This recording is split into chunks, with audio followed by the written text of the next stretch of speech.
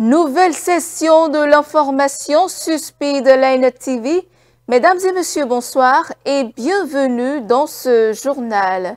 Dans les titres de l'actualité, le parti du renouveau démocratique d'Adrien Roumbeji justifie son existence légale en dépit de sa fusion avec l'Union progressiste. Sur le plateau d'un média, le porte-parole du gouvernement, Wilfried Léandre Roumbeji, s'est prononcé sur la question. Symbole de style ou d'appartenance, le piercing s'est largement démocratisé. Ces dernières années, présent sur tous les corps, il est souvent perçu comme un simple geste esthétique. Pourtant, cette pratique, en apparence anodine, peut entraîner des complications. Plus de précision dans ce journal. À la page Inter, l'ONU annonce un nombre record de près de 1,3 million de personnes qui ont dû fuir les violences en Haïti, un chiffre qui révèle une augmentation de 24% depuis décembre 2024 selon l'OIM.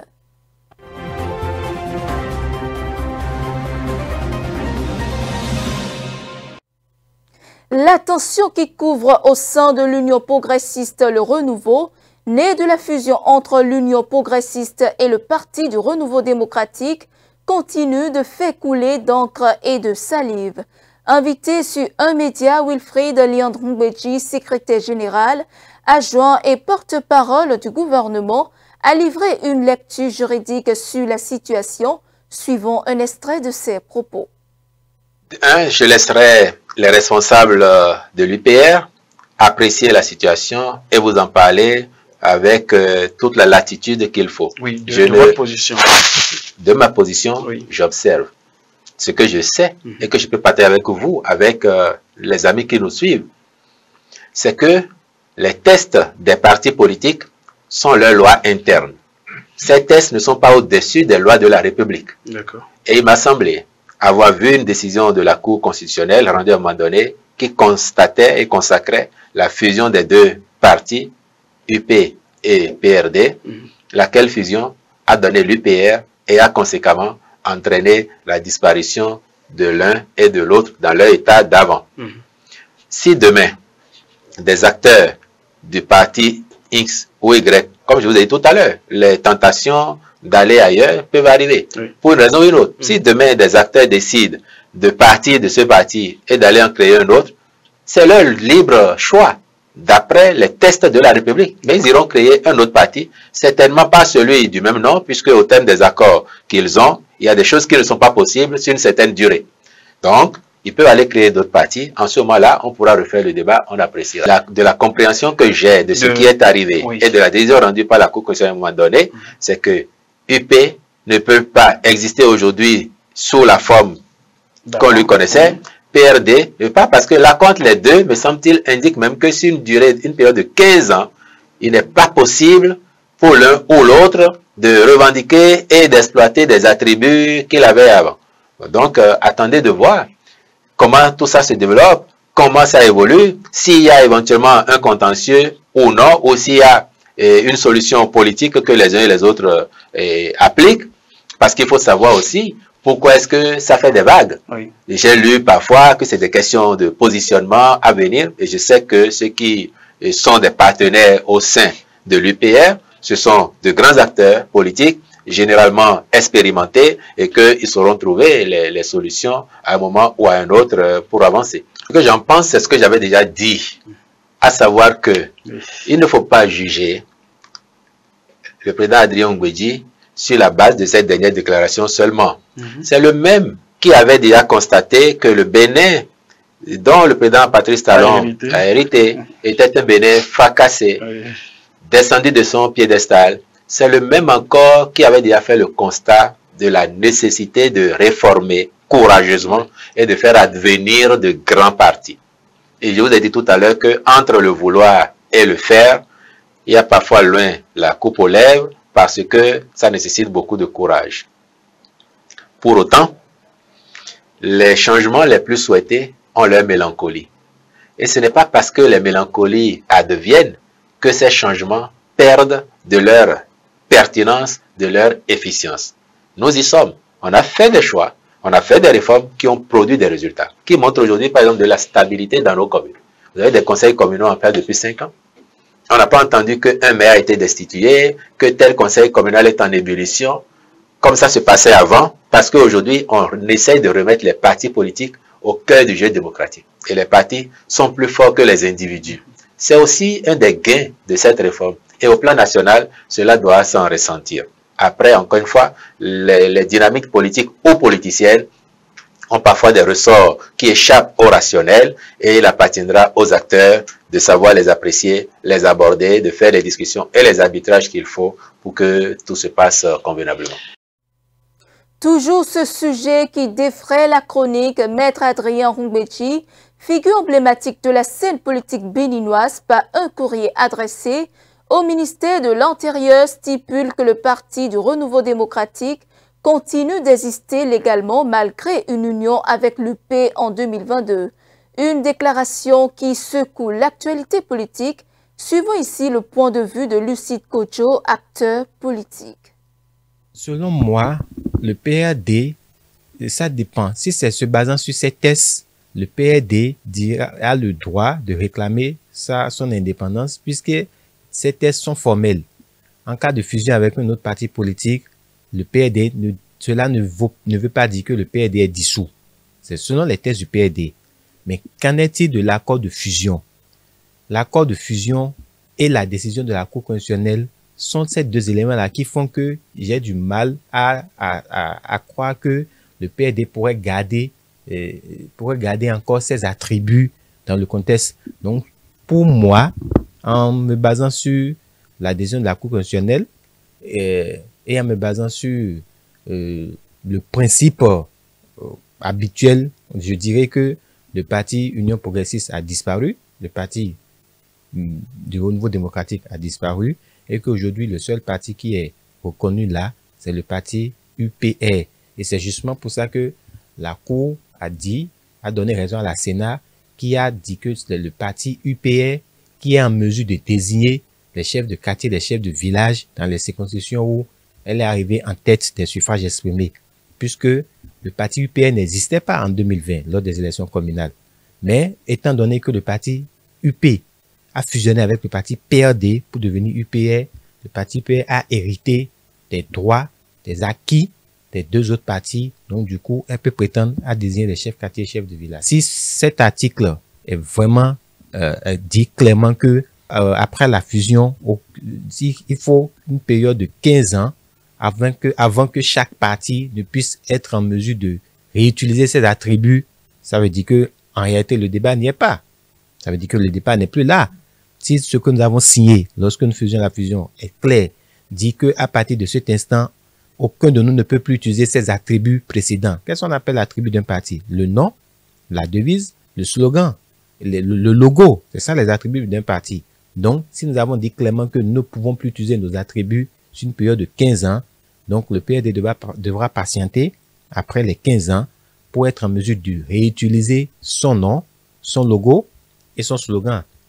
Cependant, les membres du PRD qui ne se sentent pas à l'aise au sein de l'UPR sont libres de démissionner de l'UPR et de se reconstituer pour créer un nouveau parti, mais qui malheureusement ne pourra pas porter le nom Parti du Renouveau démocratique, ni utiliser le logo et les attributs de ce parti-là, si tant est que c'est l'article 12 de l'accord de fusion l'a stipulé. Donc moi, je les invite à s'asseoir à la table, les états-majors de l'ancien UP et du PRD qui se sont assis à un moment donné pour décider d'une fusion, pour créer l'UPR, qu'ils s'assoient à nouveau pour faire des concessions afin que le Bénin puisse triompher des manœuvres politiques qui nous amènent à nous diviser pour rien du tout. Dans un tout autre registre, à présent populaire, stylé, le piercing s'est imposé comme un incontournable de l'expression corporelle moderne. De plus en plus répandu chez les jeunes comme chez les adultes, il séduit par sa dimension esthétique et identitaire. Pourtant, derrière cet engouement se dissimulent des pièges souvent ignorés, complications médicales, conditions d'hygiène douteuses, ou encore décisions précipitées aux conséquences durables. Suivons le reportage. Perforer un point précis de la peau afin d'y poser un bijou est une pratique courante dans nos sociétés. Cette habitude s'apparente à l'art corporel et fut utilisée par différentes tribus dans le monde. Cette pratique européenne est répandue un peu partout en Afrique. Aujourd'hui, dans ce monde aujourd'hui, je vois que le piercing, c'est une mode que les jeunes filles adoptent pour se voir ou bien pour se rendre belle. C'est pas quelque chose qui se fait dans notre culture. Et ceux qui le font, les religions dans lesquelles cela se fait, c'est suivant certaines pratiques. Il y a certaines raisons par rapport à ça, par rapport au fait qu'ils pèsent certains endroits. Il y a un objectif derrière cela. Mais quand on le fait sans savoir ce qu'il y a derrière, et bon, juste pour la forme, alors là c'est vraiment déplorable. Les femmes, les hommes ne veulent plus engager, les hommes ne veulent plus engager aujourd'hui, quoi. C'est ça qui fait que les femmes se mettent tout pour être belles. C'est pour être belles devant les hommes. Mais ça, c'est pas bon. C'est pas bon parce que il faut laisser naturellement la peau telle que Dieu nous a créé. Et ça gâte d'abord l'identité de la personne. Ouais, ça gâte l'identité. Si moi je vois une personne, disons si c'est un homme qui fait ça, bon, moi je lui mets hors de mon groupe. Bon, je me dis que bon, lui, il n'est pas mon genre et genre d'amis, quoi. L'ami que moi je peux fréquenter. Si c'est une femme, bon, je me dis en même temps que ça là c'est une pute. Le piercing, normalement, c'est une chose déplorable, puisque au regard de la société dans laquelle nous vivons, quand on fait référence aux personnes, les cadres de la société, les ministres, les députés, les cadres supérieurs, on ne voit aucun d'entre eux avec ce genre de pratique. Les jeunes comme moi aujourd'hui, eux, ils le font parce qu'en regardant ceux de l'Occident, les Américains, les chanteurs, les artistes américains surtout, qui ont les piercings, ils se disent que c'est une bonne pratique. Alors que normalement, il faut faire un retour sur soi et faire les choses suivant les objectifs qu'on se fixe. À notre temps, il n'y a pas de piercing, il n'y a pas de ça là. Parce qu'il n'y a même pas de ça, cela. Il n'y a même pas de cela même à notre temps. C'est maintenant que les gens ont commencé par mettre n'importe quoi. Parce que bon, on veut copier l'Occident, on veut copier l'Occident, on veut copier les Blancs. Je les conseillerais surtout de laisser cette pratique. Puisque ça ne donne pas une bonne image de soi-même. Quand on va en société, ça c'est pas une bonne image qu'on fait montre aux autres. Donc c'est mieux de laisser ça de côté et d'agir selon ses propres objectifs. Si vous voulez être un cadre demain, c'est pas avec ce genre de pratique qu'on va vous accepter dans la société. Vous allez à un entretien avec des piercings, même si vous avez les qualités pour le travail, il sera difficile de vous accepter pour faire ce travail-là. Donc c'est mieux de laisser ça de côté et de vivre simplement. Avant que tu vas faire quelque chose dans cette vie, il faut au moins étudier le truc. Et voici ce que je fais maintenant. Est-ce que le monde va aimer sur moi? Ouais. Avant de déposer le dossier quelque part maintenant, d'abord, c'est ta physique. On va voir si on va t'accepter ou pas. Toi-même, tu le sais déjà. Ouais. Donc, c'est pas totalement bon. Le piercing, marquant ainsi un signe identitaire, est accompagné de nombreux risques d'infection et des réactions allergiques. Place à présent au tour de l'actualité internationale au Kenya. L'autopsie de la mort du blogueur Albert Ojwang a révélé que la cause de son décès serait probablement due à des coups. Sa mort a suscité une indignation générale au Kenya, tandis que des groupes de défense des droits de l'homme exigent que les autorités tiennent la police responsable de ces actes. Le reportage. Depuis lundi, la police kenyane tente de disperser des militants venus protester devant le poste de police central de Nairobi suite au décès du blogueur kényan Albert Ojwang, retrouvé mort après avoir été placé en garde à vue dimanche. Selon la police, il se serait blessé en se cognant volontairement la tête contre le mur de sa cellule. Mais les résultats de l'autopsie rendus publics mardi révèlent qu'Ojwang avait été étranglé et torturé lors de sa garde à vue. La police prétend qu'Albert Ojwang se serait suicidé pendant sa garde à vue. Mais les membres de la famille affirment qu'ils ont vu le corps. L'avocat a également dit qu'il avait vu le corps et qu'il y avait plus d'une blessure sur son visage, sur ses mains et sur son corps. Alors comment aurait-il pu s'infliger tout seul de telles blessures ? La mort d'Ojwang continue de susciter l'indignation sur les réseaux sociaux et a relancé les appels à manifester pour exiger des comptes du gouvernement. Ce gouvernement nous incite en fait à redescendre dans la rue. Ils nous font savoir qu'ils ne se sont pas repentis, qu'ils continueront à tuer des jeunes, qu'ils continueront à nous enlever et à nous assassiner. Alors, nous leur disons qu'il vaut mieux crier et mourir en criant que de se taire et d'être enlevé de chez soi en restant silencieux. L'autorité indépendante de surveillance policière a ouvert une enquête tandis que les agents impliqués ont été suspendus. Cet incident survient près d'un an après que plusieurs militants et manifestants ont été tués ou enlevés par la police kenyane lors des manifestations contre le projet de loi des finances en 2024. L'Afrique du Sud a organisé ce mardi les premières funérailles pour 30 corps non réclamés récupérés dans une mine d'or abandonnée à Siltofen, dans la province du Nord-Ouest. Les corps faisaient partie des 118 mineurs illégaux récupérés dans la mine lors d'une opération gouvernementale en avril dernier. Seulement 12 corps avaient été identifiés par les membres de leur famille suivants. En Afrique du Sud, les premières funérailles de 30 corps non réclamés ont eu lieu ce mardi. Ces dépouilles avaient été retrouvées en janvier dans une mine d'or abandonnée à Stilfontein, dans la province du Nord-Ouest. Il s'agit de mineurs illégaux décédés dans des conditions encore floues. Selon le porte-parole du département provincial de la santé, Tchegofatso Motibedi, 20 autres corps seront enterrés d'ici fin juin, une fois les démarches administratives finalisées. Par ailleurs, 25 corps ont pu être restitués à leurs familles grâce à des tests ADN. Les funérailles se sont déroulées dans les localités de Jouberton, Klerksdorp et Kanana, dans la région des Orcades. Ces victimes font partie des 78 corps retrouvés lors d'une vaste opération gouvernementale qui a aussi permis de secourir 246 survivants. Au moment des faits, en janvier, l'opération policière avait suscité de vives critiques. ONG, familles et opposition accusaient l'État sud-africain d'avoir affamé les mineurs pour les faire sortir. La police, elle, renvoyait la faute au réseau criminel. Seuls 12 corps avaient pu être identifiés par les proches en avril.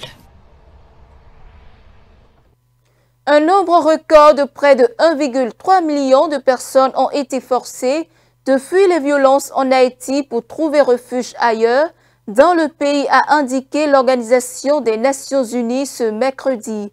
Cela représente une augmentation de 24% depuis décembre 2024 selon l'OIM, qui souligne que cette hausse représente le plus grand nombre de personnes déplacées par la violence jamais enregistrée dans le pays. Le reportage.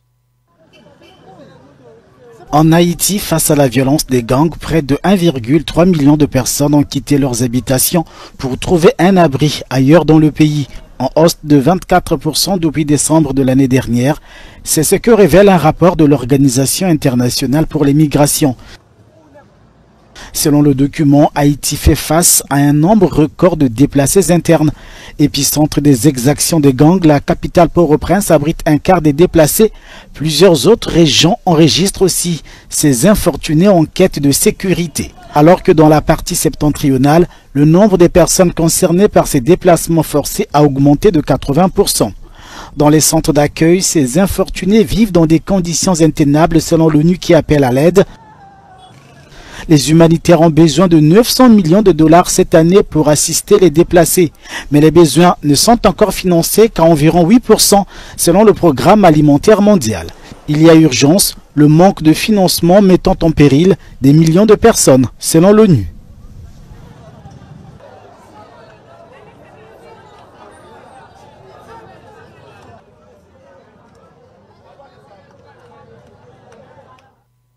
Après 2 jours de discussion à Londres, négociateurs américains et chinois ont annoncé mardi s'être mis d'accord sur un cadre général pour lisser les différends commerciaux. Les présidents Donald Trump et Xi Jinping doivent encore le valider cet après-mois.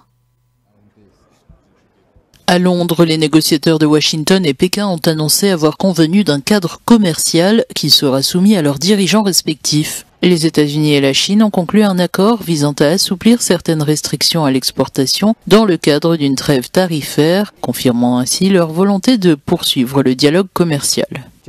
Les 2 parties présenteront à leurs dirigeants respectifs les résultats des discussions tenues lors de cette réunion ainsi que le cadre de l'accord défini à titre provisoire. Nous espérons que les avancées réalisées à Londres contribueront à renforcer la confiance mutuelle, à favoriser un développement stable et sain des relations économiques et commerciales sino-américaines et à insuffler une dynamique positive à l'économie mondiale.